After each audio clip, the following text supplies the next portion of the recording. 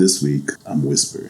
But do you know why? Welcome to the Weekly Unwind. And put simply, today, I'm going to share an actual hidden gem. This might be the first video I don't want to go viral. The park I'm about to speak about is perfect when no one knows about it. A hidden paradise with 13 rivers running through it. A place that you can actually get a jungle feeling about. It's a park where you can go a whole day on game drives and not see another vehicle. That's the type of secluded location we're discussing this week. But why visit? Between the peace and quiet, you end up seeing unique animals such as the reticulated giraffe, Gavies zebra, the Gernuk, lesser kudu, and the Somali ostrich. But this is also a park that you can spend a night in. Welcome to Elsa's Kopje in Meru National Park.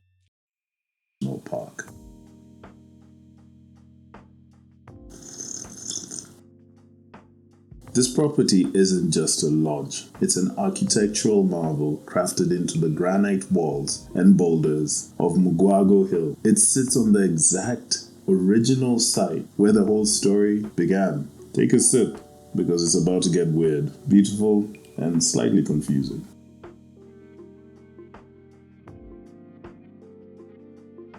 Back when Kenya was recovering from the colonial era, professional hunter named George Adamson, turned game warden, began raising orphaned lion cubs. Mostly, these cubs were orphaned because of game and trophy hunting throughout East Africa, which was mostly done by the settlers. But at the heart of this story is actually George's wife, Joy Adamson. Born in Austria, Joy was much more than a warden's wife. She was a classically trained musician, medical student, and a gifted artist who created over 500 paintings of Kenya's indigenous people and flora.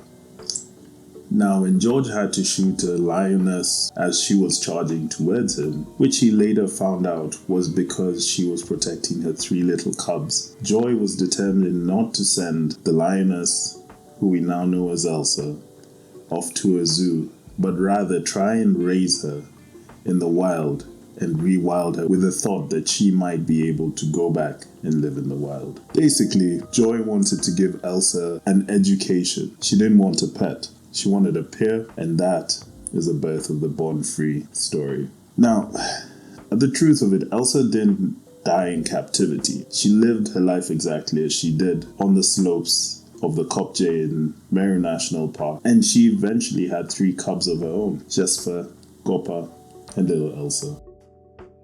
When she had these cubs, she even brought them to the Andersons to meet them. But tragically, Elsa did die relatively young for a lion at 5 years old from a tick-borne disease that is sort of the animal version of malaria. Joy was absolutely devastated. So devastated that when Joy passed away, she brought her own ashes to be scattered on Elsa's grave on the Kopje. Now, Elsa had left 3 cubs to be cared for, and what Joy decided to do was eventually relocate these cubs into the wild of the Serengeti. While they eventually did vanish into the wild, they had also been fed on goats, and you can guess what that led to. Human-wildlife conflict, because these animals that were then fed on goats used to go out and hunt goats, and one of Elsa's cubs did get an arrow. Luckily, it wasn't poisoned. Luckily, he made a full recovery. And that's what led them to be rewilded in the Serengeti. Now, George tracked little Elsa for 19 months after they put her back in the wild. And he did one time see her. And she had relocated a new pride. She had truly returned home. What's unique about this story isn't just the idea of humans trying to do the best they can with what they are provided with, but also trying to correct a lot of the wrongs that happened in their past. George was a trophy hunter. Joy, the wife of a trophy hunter, turned game warden. But they did try their best. He did shoot Elsa's mom, but tried to raise her to the best of his abilities. With the backing of the story, I just wanted to go into why Elsa's Kopje is the perfect escape for you.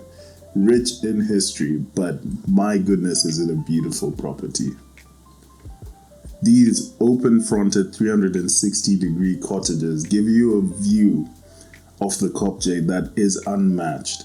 You can see for miles into Meru National Park. And having the rocks incorporated into the design to the point where you might find little granite boulders in your room is amazing.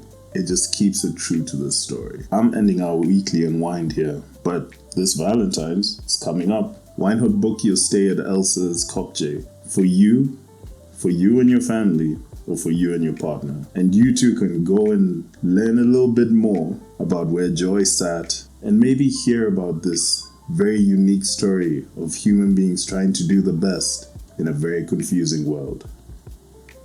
See you on the next Unwind.